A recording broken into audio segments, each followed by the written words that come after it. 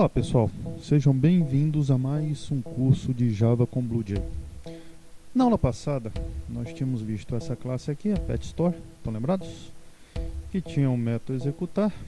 O método executar tinha dois objetos, gato e cachorro. Aí eu falei para vocês o seguinte, olha, para obrigar que o usuário tenha o método emitir som, nós criamos uma classe abstrata com o método emitir som. Essa classe abstrata poderia, por exemplo, ter um método não abstrato, ok? Nesse caso aqui tem is domesticado, eu falei que poderíamos também ter uma classe selvagem, que is domesticado valesse falso e assim ia. Bom, hoje vamos ver um nível de classe abstrata que ela é tão abstrata que é impossível ela se tornar uma classe real, ou seja, uma classe não abstrata. Olha só, tudo bem.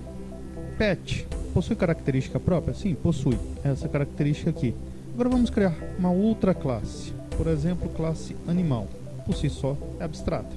Ok? Já que o nosso contexto é uma pet store. Então, vou colocar aqui a palavra abstract, da mesma forma. Vamos tentar localizar um método comum a todos os animais. Por exemplo, o que todo animal faz. Vamos imaginar aqui o método public void comer, ok? Qual é o tipo de alimento que esse animal consome, ok? Só que vamos pensar o seguinte, todo animal come da mesma forma? Não, por isso é um método abstrato, ok? Então, vamos colocar aqui e dizer que este método é abstrato. Agora, vamos pensar também em outra coisa. Qual a característica comum a todo animal? Vocês conseguem pensar em algo que seja comum a todo animal? Ou seja, essa classe nunca vai ter métodos não abstratos, como esta classe abstrata aqui, não no nosso contexto. Graças a isso, essa classe sobe de nível. Ela vira, ao invés de uma classe abstrata, ela vira uma interface. Toda interface, por si só, é abstrata. Não é necessário, se vocês quiserem colocar, não é necessário colocar essa palavra abstract aqui, da mesma forma que não é necessário colocar essa palavra pública. Ok? Esse modificador public aqui está apenas indicando, sendo, como direi, ele é apenas documentacional, porque o que indica que uma classe é pública é o nome da classe, e não o modificador public. Eu, por exemplo, não poderia colocar essa palavra public nessa classe gato, porque o nome da classe é PetStore. Da mesma forma que a classe abstrata, ou desculpe, que a interface abstrata, toda interface por si só é abstrata. Então, não existe a necessidade de colocar este modificador abstract aqui.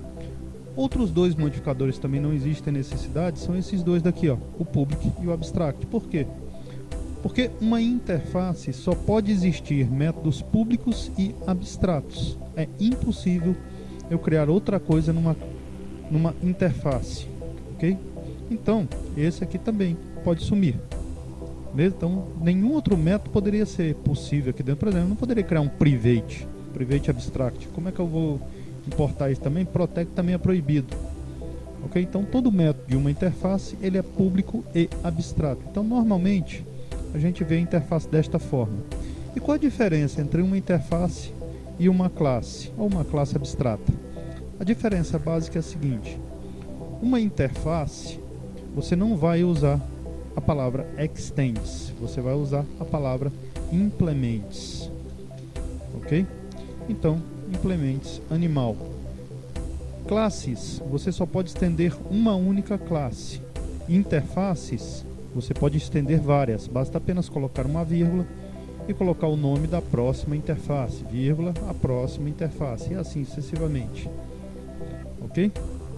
Bom, a obrigatoriedade permanece a mesma, eu sou obrigado a implementar este método comer na primeira classe real, ou seja, na primeira classe não abstrata. Nas classes abstratas eu não sou obrigado.